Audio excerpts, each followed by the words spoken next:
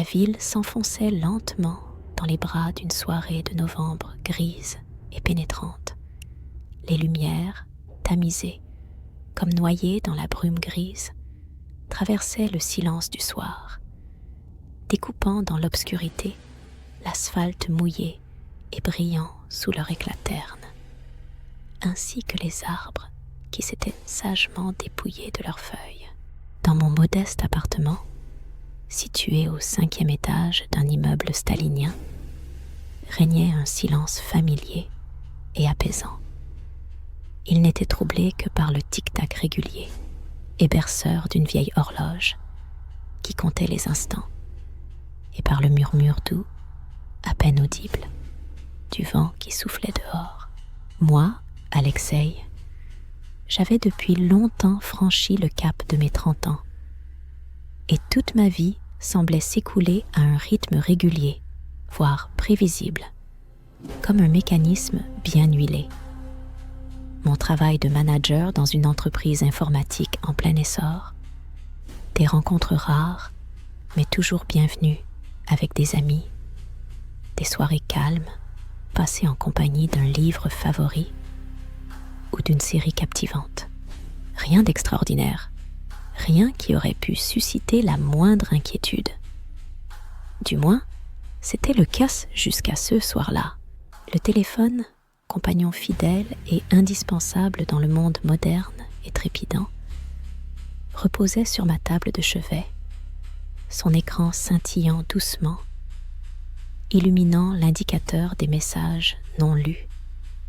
Je m'en suis approchée, avec l'intention de simplement désactiver les notifications importunes, mais à cet instant, mon regard est tombé par hasard sur le numéro affiché à l'écran. Il était un inconnu, un parfait inconnu. Une telle présence, à une heure aussi tardive, suscitait le plus grand étonnement. Mais la curiosité, ce serpent insidieux et agité, eut le dessus. Après une brève hésitation, je pressai l'icône verte. « Allô ?» murmurai-je.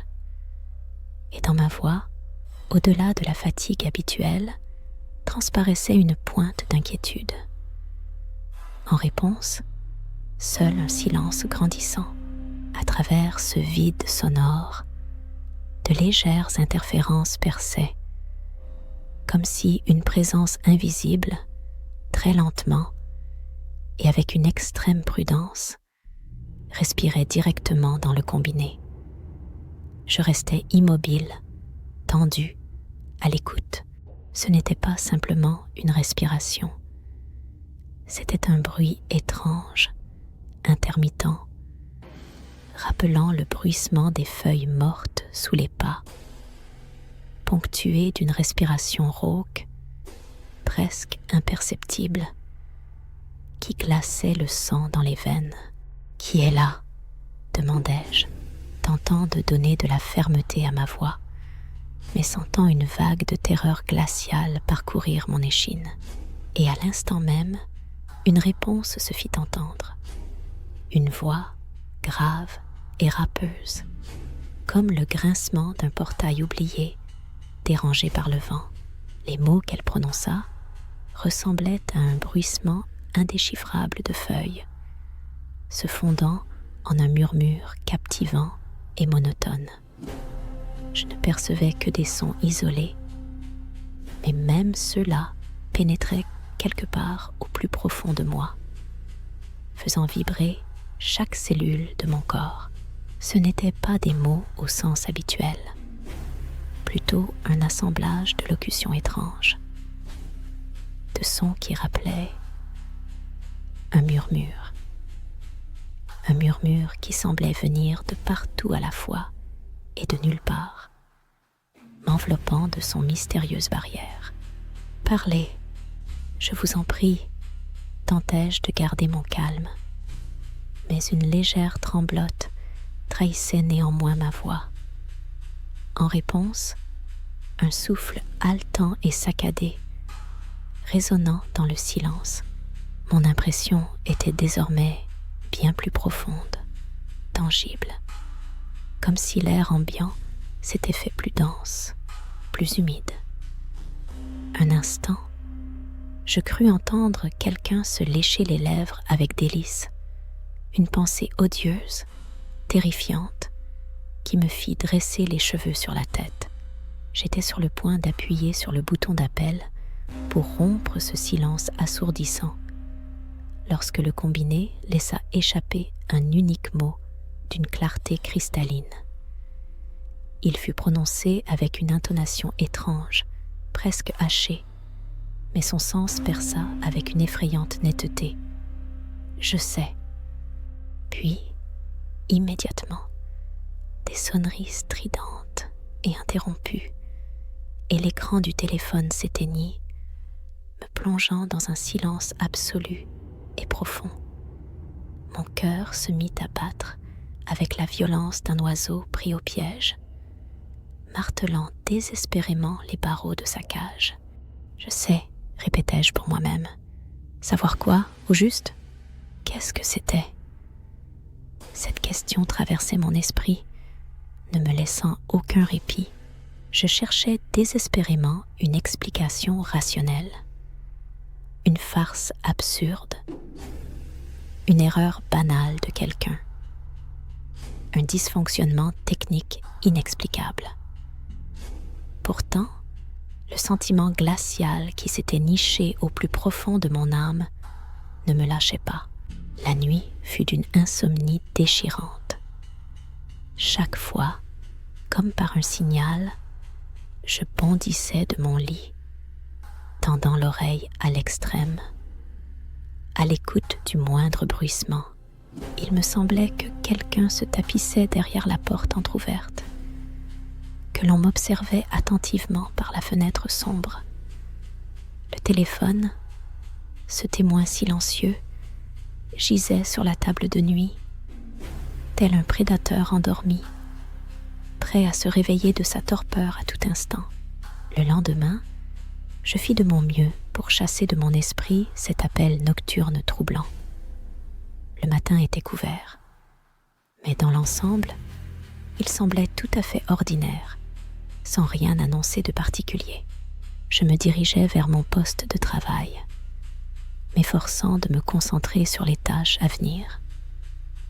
Pourtant, chaque fois que quelqu'un passait devant mon bureau, mon corps tressaillait involontairement. J'avais l'impression d'entendre à nouveau ce murmure familier, cette voix rauque qui résonnait encore à mes oreilles. Tout le monde continuait sa routine habituelle. Certains plaisantaient avec insouciance, d'autres discutaient avec animation de projets professionnels, et d'autres encore étaient silencieusement plongés dans leurs occupations. Mais il me semblait que quelque chose de plus se cachait derrière leurs masques ordinaires, comme s'ils savaient quelque chose que j'ignorais. Pendant la pause déjeuner, incapable de contenir mon anxiété, j'ai décidé d'appeler mon meilleur ami, Andrei. C'était un gars incroyablement jovial, toujours prêt à écouter et à soutenir de bons conseils. « Salut, Lyoka! Quelque chose ne va pas ?» Sa voix résonnait d'une vigueur surprenante, comme si rien d'inhabituel ne s'était produit. Quant à moi, j'étais dans l'indécision. Devais-je même parler de mon cauchemar nocturne ? Ne me prendrait-il pas pour un fou ? Pourtant, l'angoisse qui m'étreignait était trop forte pour être gardée pour moi. « Andriuka, écoute, il s'est passé quelque chose. Hier soir, j'ai reçu un appel d'un inconnu. Il parlait, enfin, de manière très étrange, et il n'a prononcé qu'un seul mot, « je sais ». Comme dans un rêve, je lui ai tout raconté, depuis le début jusqu'à la fin. Andrei m'écoutait avec une attention sincère, ses sourcils légèrement froncés. Puis, il éclata soudain de rire. « Lyosha, mais calme-toi, pour l'amour du ciel. » C'était probablement une blague, une farce, ou alors quelqu'un, ayant trop bu, avait décidé de te jouer un tour. De nos jours, Il existe tellement d'applications qui permettent de falsifier un numéro, c'est d'une facilité déconcertante. Ne te prends pas la tête avec ça. Sismote, étrangement, eurent un certain effet, mais seulement pour un temps très court. J'ai repris mes occupations, mon travail. Mais cette sensation oppressante et inexplicable que j'étais sous l'observation constante et invisible de quelqu'un ne me quittait pas. Le soir, en rentrant chez moi, impatient de retrouver le repos tant désiré, j'ai distinctement senti quelqu'un trottiner derrière moi. J'ai ralenti le pas, puis je me suis arrêtée, me retournant pour scruter les environs, mais je n'ai vu personne, juste une rue déserte et humide, jonchée de feuilles mortes, et le vent froid sifflant dans les fils au-dessus de ma tête. J'ai accéléré le pas, sentant que cette personne, ou peut-être quelque chose, gagnait également de la vitesse derrière moi. Mon cœur, semblable à un oiseau pris au piège, battait à un rythme effréné et désespéré. Tournant brusquement au coin de la rue, je me suis pressé contre le métal froid d'une poubelle, retenant mon souffle. Autour de moi, un silence assourdissant régnait. Personne. En sécurité chez moi, j'ai verrouillé la porte avec tous les verrous possibles. Puis j'ai tiré fermement les lourds rideaux, coupant le monde extérieur.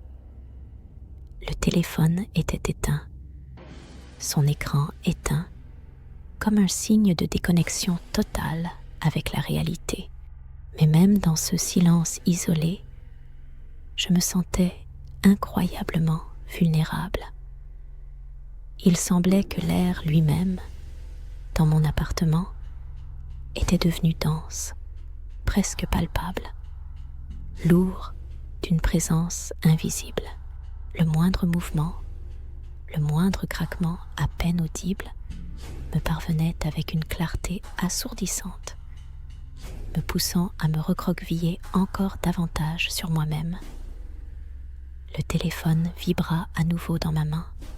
Un numéro inconnu s'afficha sur l'écran. Je le fixais, comme hypnotisé, jusqu'à ce que mon cœur se mette à battre si fort que j'eus l'impression qu'il allait s'échapper de ma poitrine. Une envie irrésistible, comme d'elle-même, dirigea ma main vers l'appareil. « Allô » murmurai-je, ma voix si faible qu'on la distinguait à peine. Au bout du fil, comme auparavant, un silence désagréable s'installa, rompu seulement par une respiration à peine audible. Mais cette fois, elle semblait plus proche, presque intime, et il me sembla entendre celui qui était là, à l'autre bout, murmurer mon nom. « Alexei ? Qui es-tu » demandai-je, reconnaissant à peine ma propre voix, inhabituellement enrouée. « Tu l'as désiré » répondit une voix râpeuse, comme venue des profondeurs des âges. « Tu as tout dit toi-même. » »« Mais quoi exactement ? Je n'ai rien dit. » »« Tu parlais dans le vide. Tu parlais sans réfléchir à un seul mot. Et quelqu'un écoutait attentivement. Écoutait toujours. Le téléphone se tut une fois de plus. Mais maintenant je comprenais. Tout ce qui se passait n'était pas la conséquence d'un appel fortuit, mais l'écho de mes propres paroles, ou plus précisément, de mes pensées, que j'y mettais en les prononçant à voix haute. Dans notre appartement, comme dans bien d'autres, telle une relique figée dans le passé, se trouvait une vieille, incroyablement vieille prise radio. Elle avait depuis longtemps cessé de manifester des signes de vie, mais en des temps révolus, on ne l'avait tout simplement pas désactivée. Et, comme il s'est avéré, en ces temps anciens, les gens avaient la possibilité d'écouter. Et ils pouvaient écouter non seulement par le biais d'une simple radio. Il semble que tous les canaux de communication, tous les moyens de pénétration apparemment impensables, étaient ouverts pour eux. La veille, lors de notre conversation avec Andréi, je me plaignais à cœur ouvert de ma vie, de la monotonie grise des jours, de cette aspiration irrésistible à quelque chose de plus, à quelque chose d'autre. Je prononçais ces mots à voix haute, plutôt pour moi-même, certain qu'il ne resterait que des sons éphémères et vides. Mais il semblerait que quelqu'un d'en haut, ou peut-être quelqu'un qui habite dans ces murs anciens et fissurés, quelqu'un qui, tel un prédateur invisible, se nourrit du désespoir et de la nostalgie profonde, m'ait entendu. Une légère inquiétude s'est instantanément transformée en une panique bien réelle. J'ai senti les images se bousculer dans ma tête. Moi qui tentais fiévreusement de me souvenir de chaque conversation téléphonique des derniers jours, chaque son fortuit, chaque mot prononcé sous le coup d'une émotion passagère. Je me suis confiée sur mes peurs les plus profondes, mes désirs secrets, ma haine ardente envers certaines personnes. Et maintenant, avec une clarté effrayante, je réalisais que tout cela pouvait se retourner contre moi, devenir une arme entre les mains de quelqu'un. Le matin qui s'est levé ne m'a pas seulement accueilli avec la lumière de l'aube, mais aussi avec une résolution ferme. Je n'irai pas travailler aujourd'hui. J'étais absolument persuadée qu'on m'attendait ici. Je suis restée assis dans l'appartement, tendant l'oreille à chaque bruissement, même le plus insignifiant.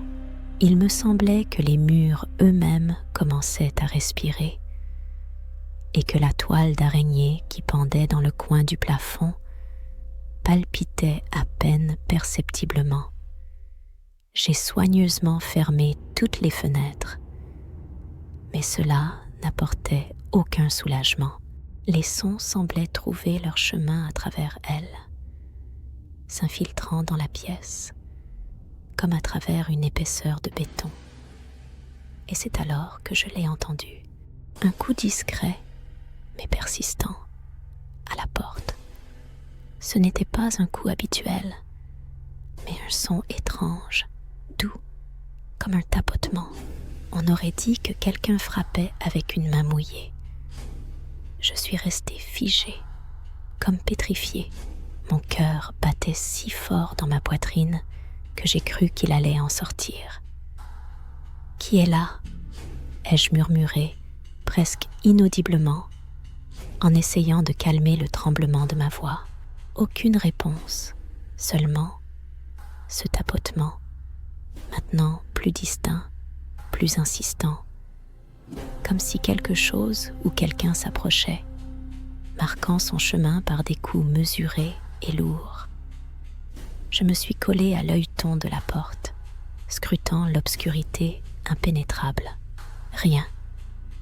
Pourtant, mon imagination esquissait quelque chose d'immense, d'informe, qui vacillait là, derrière la fine barrière de la porte, déclenchant une vague d'horreur glaçante.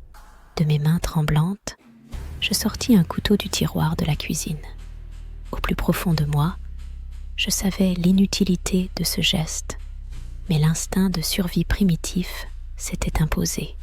Il semblait que le cœur même du mal, la source de tous mes malheurs, se tapissait juste derrière la porte, retenant son souffle dans l'attente du moment fatal pour envahir ma fragile réalité. Le coup soudainement interrompu ne fit qu'aggraver le silence oppressant, le transformant en un voile épais et pesant. Je restai figée près de la porte, tendant l'oreille à chaque bruissement, à chaque mouvement à peine perceptible. Et soudain, au milieu de ce vide tendu, je l'entendis, la sonnerie. Mon téléphone. Le téléphone sonna à nouveau.